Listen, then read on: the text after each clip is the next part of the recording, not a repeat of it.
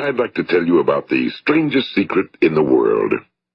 Some years ago, the late Nobel Prize-winning Dr. Albert Schweitzer was being interviewed in London, and a reporter asked him, "Doctor, what's wrong with men today?" And the great doctor was silent a moment, and then he said, "Men simply don't think." It's about this that I want to talk with you. We live today in a golden age. This is an era that man has looked forward to, dreamed of, and worked toward for thousands of years. But since it's here, we pretty well take it for granted. We in America are particularly fortunate to live in the richest land that ever existed on the face of the earth, a land of abundant opportunity for everyone. But you know what happens? Well, let's take 100 men who start even at the age of 25. Do you have any idea what will happen to those men by the time they're 65? These 100 men who all start even at the age of 25 believe they're going to be successful. If you ask any one of these men if he wanted to be a success, he'd tell you he did. And you'd notice that he was eager toward life, that there was a certain sparkle to his eye, an erectness to his carriage, and life seemed like a pretty interesting adventure to him. But by the time they're 65, 1 will be rich. 4 will be financially independent. 5 will still be working. 54 will be broke. Now think a moment. Out of the 100, only 5 make the grade. Now why do so many fail? What has happened to the sparkle that was there when they were 25? What's become of the dreams, the hopes, the plans? And why is there such a large disparity between what these men intended to do and what they actually accomplished? When we say about 5% achieve success, we have to define success. And here's the best definition I've ever been able to find. Success is the progressive realization of a worthy ideal. If a man is working toward a predetermined goal and knows where he's going, that man is a success. If he's not doing that, he's a failure. Success is the progressive realization of a worthy ideal. Rollo May, the distinguished psychiatrist, wrote a wonderful book called Man's Search for Himself. And in this book he says, the opposite of courage in our society is not cowardice. It is conformity.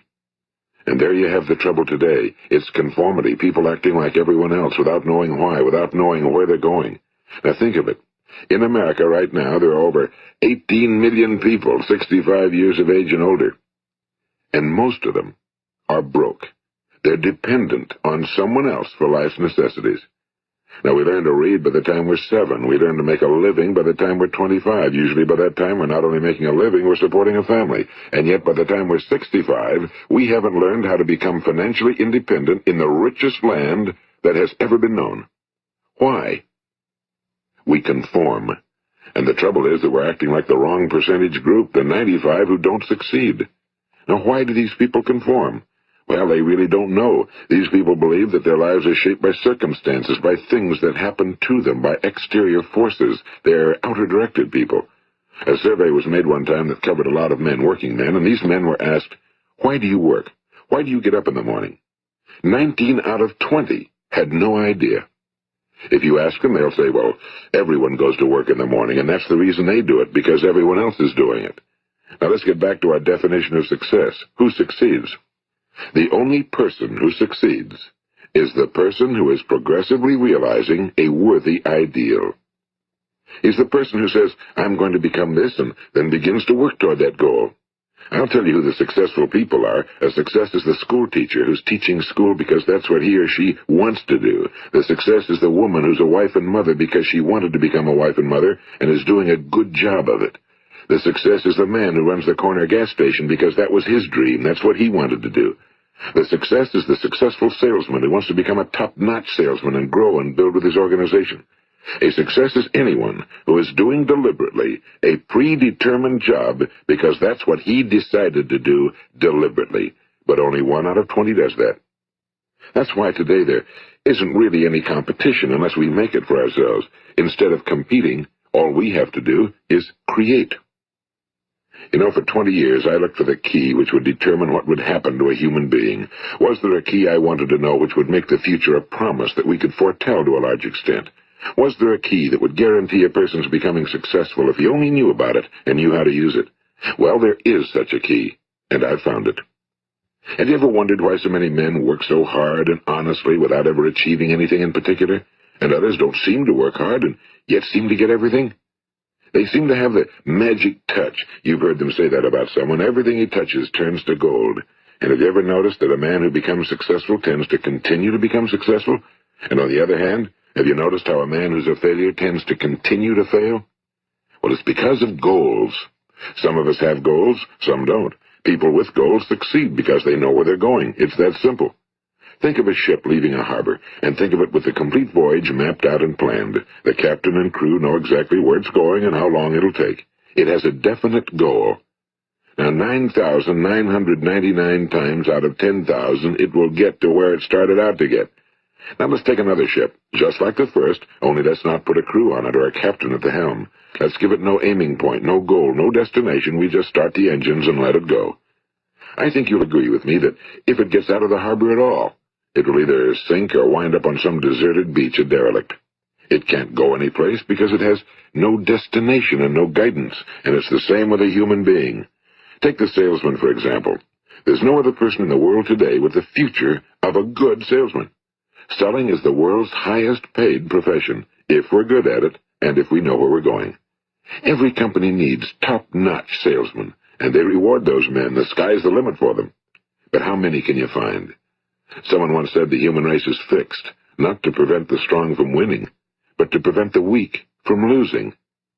The American economy today can be likened to a convoy in time of war. The entire economy is slowed down to protect its weakest link, just as the convoy had to go at the speed that would permit its slowest vessel to remain in formation.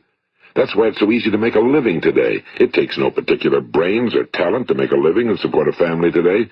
So we have a plateau of so-called security, if that's what a person's looking for. But we do have to decide how high above this plateau we want to aim.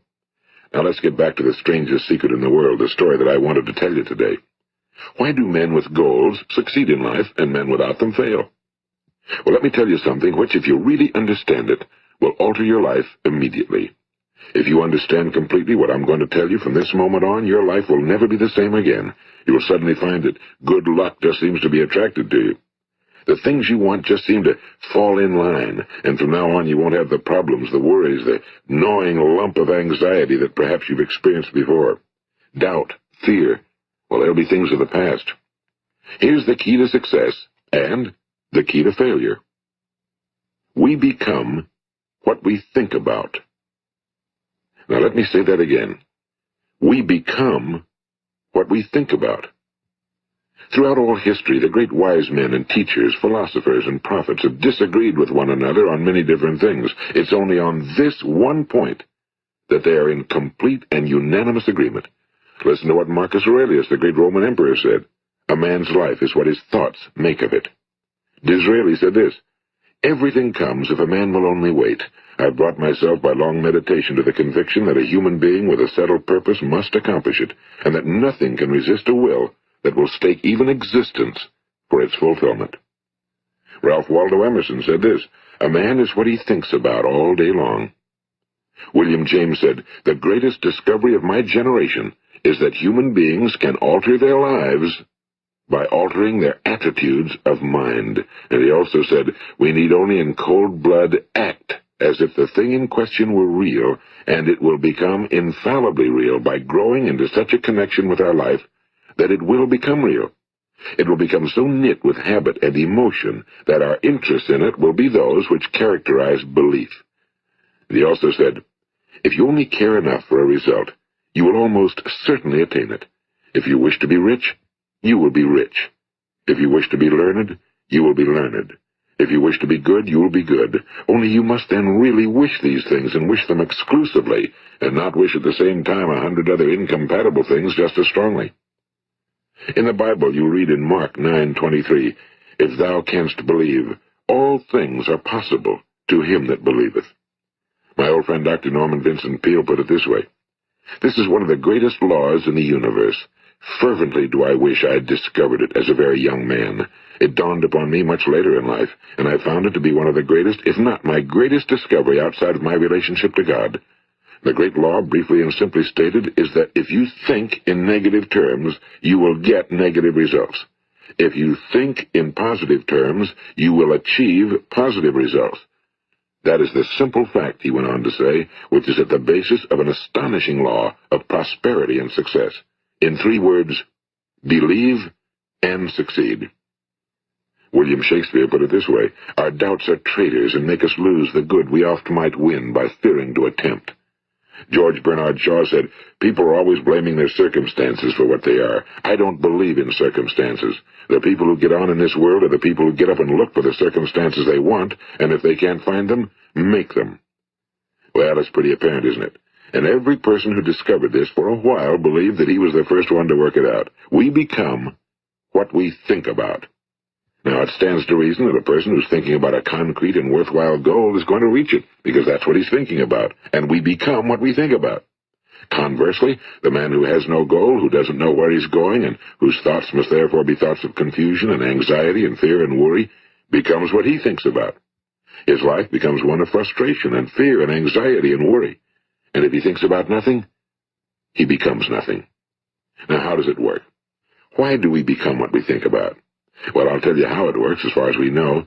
Now, to do this, I want to tell you about a situation that parallels the human mind. Suppose a farmer has some land, and it's good fertile land. Now, the land gives the farmer a choice. He may plant in that land whatever he chooses. The land doesn't care. It's up to the farmer to make the decision. Now, remember, we're comparing the human mind with the land because the mind, like the land, doesn't care what you plant in it. It will return what you plant, but it doesn't care what you plant. Now, let's say that the farmer has 2 seeds in his hand. One is a seed of corn. The other is nightshade, a deadly poison. He digs 2 little holes in the earth, and he plants both seeds, one corn, the other nightshade. He covers up the holes, waters, and takes care of the land, and what will happen? Invariably, the land will return what's planted. As it's written in the Bible, as ye sow, so shall ye reap.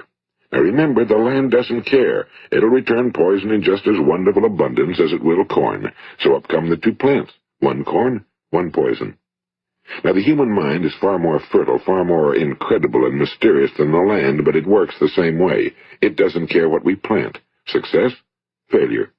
A concrete, worthwhile goal, or confusion. Misunderstanding, fear, anxiety, and so on.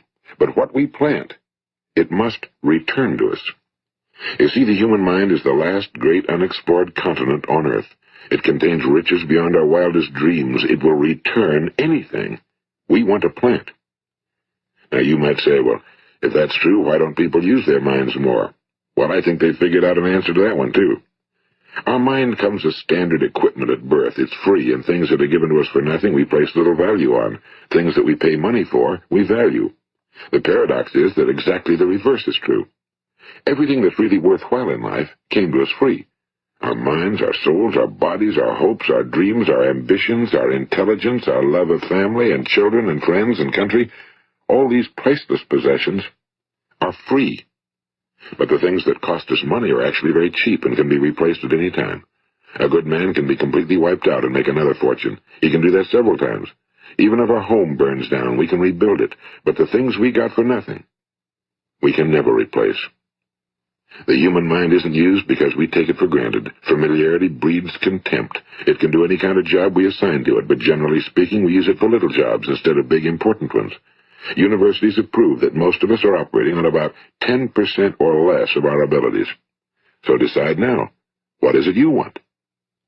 Plant your goal in your mind. It's the most important decision you'll ever make in your entire life. What is it you want? Do you want to be an outstanding salesman? A better worker at your particular job? Do you want to go places in your company? In your community? Do you want to get rich? All you've got to do is plant that seed in your mind, care for it, work steadily toward your goal, and it will become a reality. It not only will, there's no way that it cannot.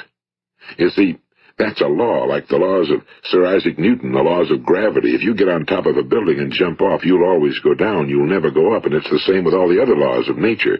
They always work. They're inflexible. Think about your goal in a relaxed, positive way. Picture yourself in your mind's eye as having already achieved this goal. See yourself doing the things you will be doing when you've reached your goal.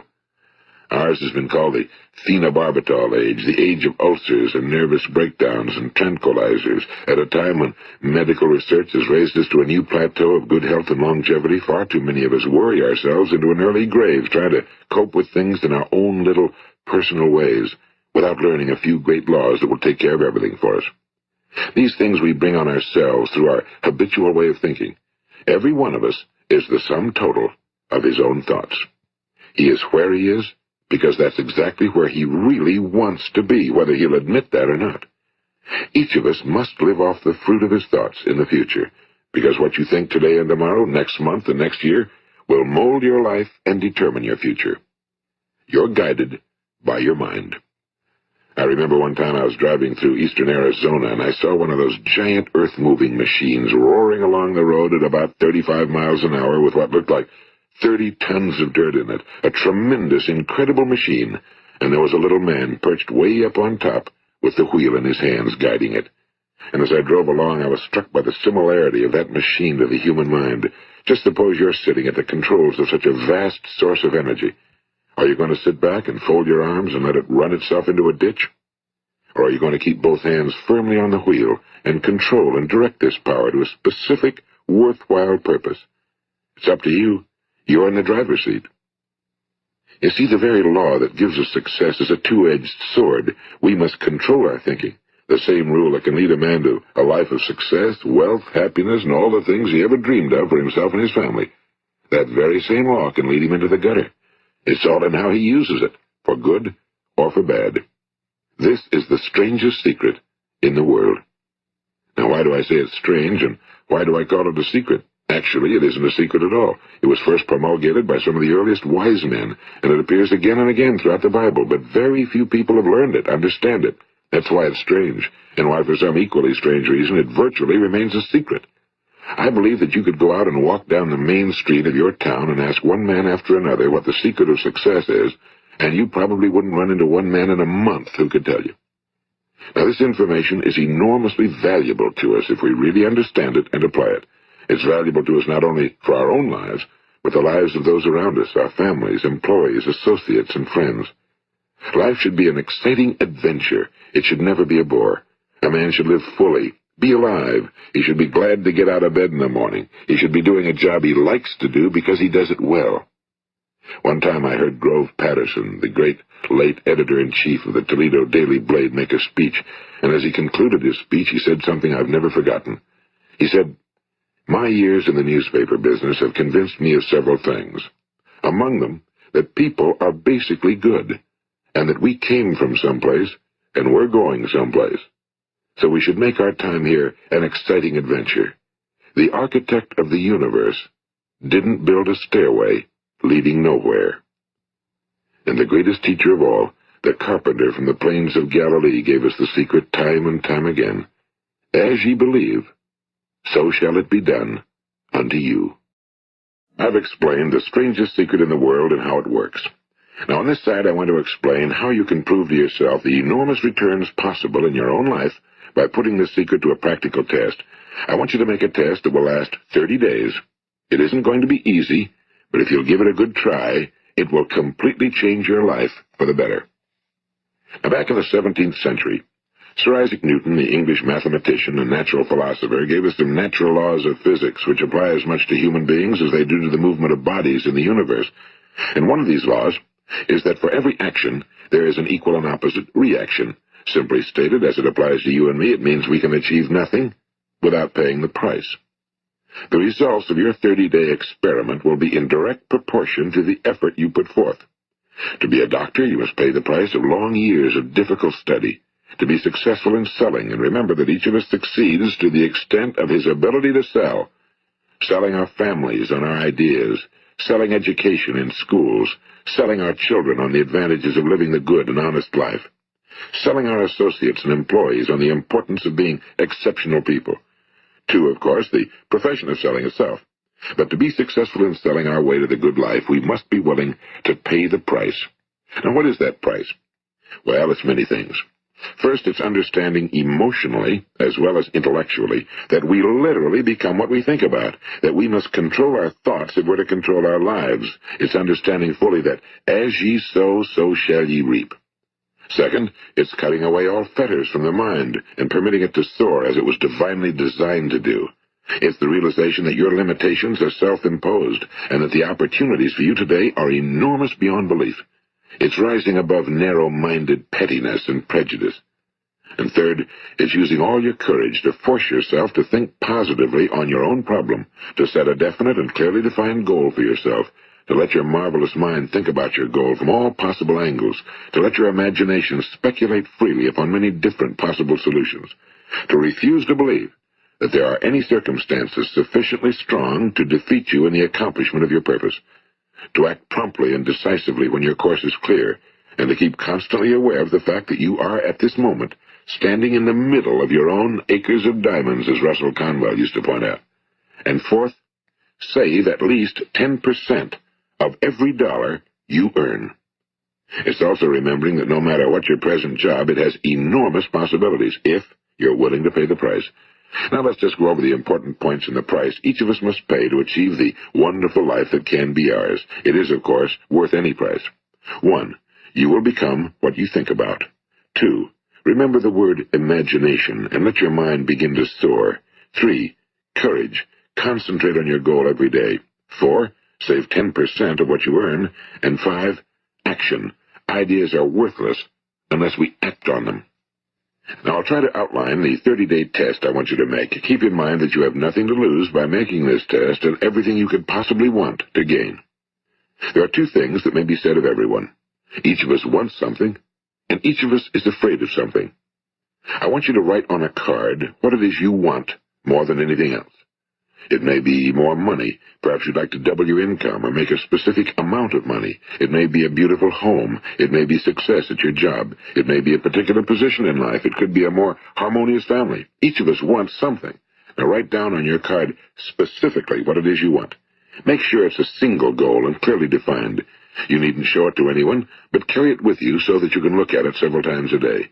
Think about it in a cheerful, relaxed, positive way each morning when you get up. And immediately you have something to work for, something to get out of bed for, something to live for. Look at it every chance you get during the day and just before going to bed at night. And as you look at it, remember that you must become what you think about, and since you're thinking about your goal, you realize that soon it will be yours. In fact, it's yours really the moment you write it down and begin to think about it. Look at the abundance all around you as you go about your daily business. You have as much right to this abundance as any other living creature. It's yours for the asking. Now we come to the difficult part. Difficult because it means the formation of what is probably a brand new habit, and new habits are not easily formed. Once formed, however, it will follow you for the rest of your life. Stop thinking about what it is you fear.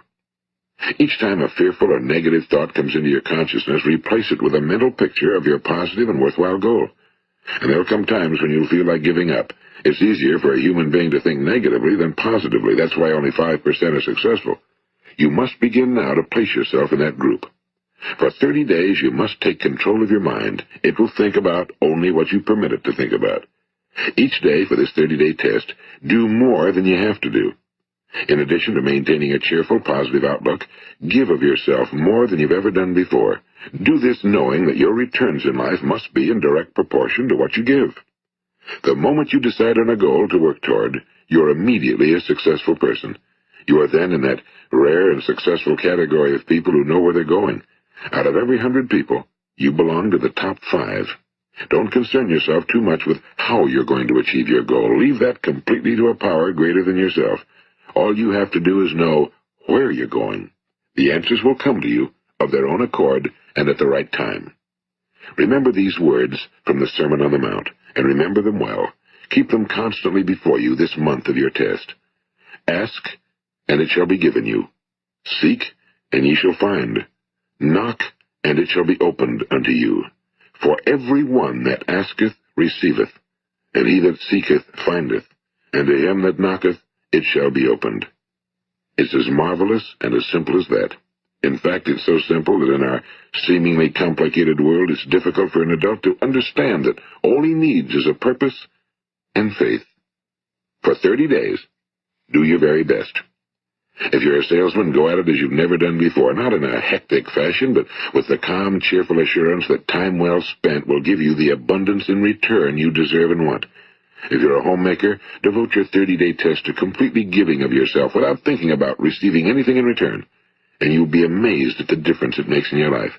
No matter what your job, do it as you've never done it before for 30 days. And if you've kept your goal before you every day, you'll wonder and marvel at this new life you've found. Dorothea Brand, the outstanding editor and writer, discovered it for herself and tells about it in her fine book, Wake Up and Live. Her entire philosophy is reduced to the words, act as though it were impossible to fail. She made her own test with sincerity and faith, and her entire life was changed to one of overwhelming success. Now, you make your test for 30 full days. Don't start your test until you've made up your mind to stick with it. You see, by being persistent, you're demonstrating faith. Persistence is simply another word for faith. If you didn't have faith, you'd never persist. If you should fail during your first 30 days, by that I mean suddenly find yourself overwhelmed by negative thoughts, you've got to start over again from that point and go 30 more days. Gradually, your new habit will form until you find yourself one of that wonderful minority to whom virtually nothing is impossible. And don't forget the card. It's vitally important as you begin this new way of living. On one side of the card, write your goal, whatever it may be. On the other side, write the words we've quoted from the Sermon on the Mount. Ask, and it shall be given you. Seek, and ye shall find. Knock, and it shall be opened unto you. Nothing great was ever accomplished without inspiration. See that during these crucial first 30 days, your own inspiration is kept at a peak. And above all, don't worry. Worry brings fear, and fear is crippling. The only thing that can cause you to worry during your test is trying to do it all yourself. Know that all you have to do is hold your goal before you. Everything else will take care of itself. Remember also to keep calm and cheerful. Don't let petty things annoy you and get you off course. Now, since making this test is difficult, some will say, why should I bother? Well, look at the alternative. No one wants to be a failure. No one really wants to be a mediocre individual. No one wants a life constantly filled with worry and fear and frustration. Therefore, remember that you must reap that which you sow. If you sow negative thoughts, your life will be filled with negative things. If you sow positive thoughts, your life will be cheerful, successful, and positive. Now, gradually, you will have a tendency to forget what you've heard on this recording. Play it often. Keep reminding yourself of what you must do to form this new habit. Gather your whole family around at regular intervals and listen to what's been said here. You know, most men will tell you that they want to make money without understanding the law. The only people who make money work in a mint. The rest of us must earn money. This is what causes those who keep looking for something for nothing or a free ride to fail in life. The only way to earn money is by providing people with services or products which are needed and useful. We exchange our time and our product or service for the other man's money. Therefore, the law is that our financial return will be in direct proportion to our service. Now, success is not the result of making money. Making money is the result of success, and success is in direct proportion to our service. Most people have this law backwards. They believe that you're successful if you earn a lot of money. The truth is that you can only earn money after you're successful. It's like the story of the man who sat in front of the stove and said to it, "Give me heat, and then I'll add the wood." How many men and women do you know, or do you suppose there are today, who take the same attitude toward life? There are millions. We've got to put the fuel in before we can expect heat. Likewise, we've got to be of service first before we can expect money. Don't concern yourself with the money. Be of service, build, work, dream, create. Do this, and you'll find there's no limit to the prosperity and abundance that will come to you. Prosperity, you know, is founded upon a law of mutual exchange. Any person who contributes to prosperity must prosper in turn himself. Sometimes the return will not come from those you serve, but it must come to you from someplace, because that's the law. For every action, there is an equal and opposite reaction. As you go daily through your 30-day test period, remember that your success will always be measured by the quality and quantity of service you render, and money is a yardstick for measuring this service. No man can get rich himself unless he enriches others. Now, there are no exceptions to a law. You can drive down any street in America and from your car estimate the service that's being rendered by the people living on that street. Had you ever thought of this yardstick before? It's interesting. Some, like ministers and priests and other devoted people, measure their returns in the realm of the spiritual, but again, their returns are equal to their service. Once this law is fully understood, any thinking person can tell his own fortune. If he wants more, he must be of more service to those from whom he receives his return. If he wants less, he has only to reduce his service. This is the price you must pay for what you want. If you believe you can enrich yourself by deluding others, You can end only by deluding yourself. It may take some time, but just as surely as you breathe, you'll get back what you put out. Don't ever make the mistake of thinking you can avert this. It's impossible. The prisons and the streets where the lonely walk are filled with people who've tried to make new laws just for themselves. We may avoid the laws of man for a while, but there are greater laws that cannot be broken. An outstanding medical doctor recently pointed out 6 steps that will help you realize success. 1. Set yourself a definite goal. 2. Quit running yourself down. 3. Stop thinking of all the reasons why you cannot be successful and instead think of all the reasons why you can. 4. Trace your attitudes back through your childhood and try to discover where you first got the idea you couldn't be successful, if that's the way you've been thinking. 5. Change the image you have of yourself by writing out a description of the person you would like to be. And 6. Act the part of the successful person you have decided to become. The doctor who wrote those words is a noted West Coast psychiatrist, Dr. David Harold Fink. Do what the experts since the dawn of recorded history have told you must do. Pay the price by becoming the person you want to become. It's not nearly as difficult as living unsuccessfully. Make your 30-day test, then repeat it again, and each time it will become more a part of you, until you'll wonder how you could ever have lived any other way. Live this new way, and the floodgates of abundance will open and pour over you more riches than you may have dreamed existed. Money? Yes, lots of it. But what's more important, you'll have peace. You'll be in that wonderful minority who lead calm, cheerful, successful lives. Start today. You have nothing to lose, but you have a whole life to win. This is Earl Nightingale, and thank you.